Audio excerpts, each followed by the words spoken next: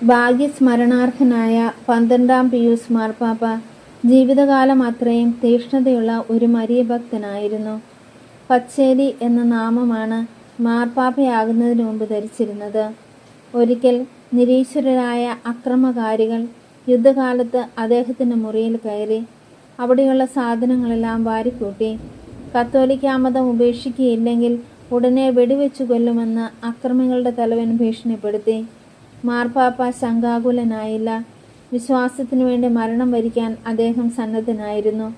പോക്കറ്റിൽ നിന്ന് ജപമാലയും കുരിശും എടുത്ത് ചുംബിച്ചുകൊണ്ട് ധൈര്യവാനായി അദ്ദേഹം പറഞ്ഞു, "ഇതാ, നിങ്ങൾക്ക് വെടിവെക്കാൻ തയ്യാറുണ്ടെങ്കിൽ എൻ്റെ ചങ്കിന് നേരെ വെടിവെക്കുക.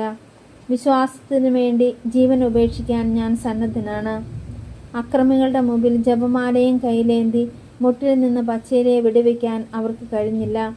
പിന്നീട് അദ്ദേഹം സഭയുടെ തലവനും മിശിഹായുടെ ഭൂമിയിലെ പ്രതിനിധിയുമായി. 12-ാം പിയൂസ് എന്ന നാമത്തിൽ തിരുസഭയെ ഭരിച്ചപ്പോൾ മരിയഭക്തി പ്രചരിപ്പിക്കുവാൻ എപ്പോഴും ഉത്സാഹിച്ചിരുന്നു.